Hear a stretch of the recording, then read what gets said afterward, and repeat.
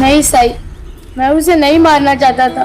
मैं तो बस उसकी साइकिल पे लगी घंटी को एक बार बजाना चाहता था, पर मेरे छूने से पहले ही वो गिर पड़ा। हाँ साई, और राजा हमेशा ऐसा ही करता है। जब भी बम्बई से आता है तो अपने नए नए खिलौने निकालकर हमें चलाने की कोशिश करता है और अपने अमीर होने का रौब झाड़ता है। अशोक काका कितने अच्छे हैं, लेकिन वो राजा तो।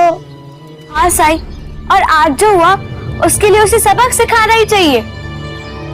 हाँ, बिल्कुल सिखाना चाहिए। बच्चों, हम चाहे तो हर बात में दोष किसी और पे डाल सकते हैं, लेकिन पहले ये देखना जरूरी है कि हमसे कहां भूल हुई। लेकिन साईं, जो हुआ उसमें हमारी गलती कहाँ है?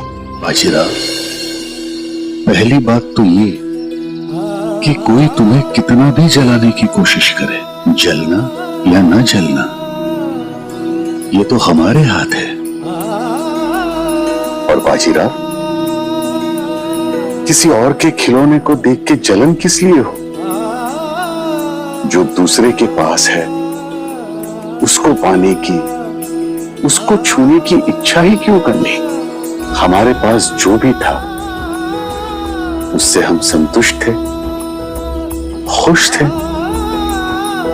है कि नहीं? फिर किसी और से अपनी तुलना करने की जरूरत ही क्या है? रावण की भी यही समस्या थी। उसके पास इतना कुछ था, फिर भी उसे संतोष नहीं था। और दूसरी ओर राम जी हैं, उनके पास जो भी था वो सब छीन गया, लेकिन फिर भी उन्होंने कभी कोई शिकायत नहीं की, कभी लोभ नहीं किया।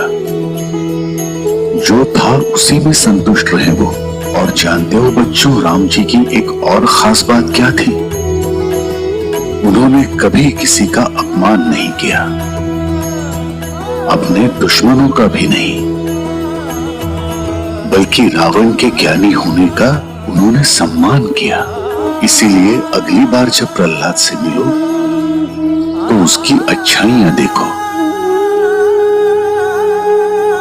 उसको उसकी अच्छाइयों से अवगत कराओ और उसकी ओर दोस्ती का हाथ बढ़ाओ।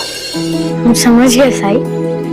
अब हम उससे माफी मांगेंगे और उससे अपनी टोली में आने के लिए कहेंगे।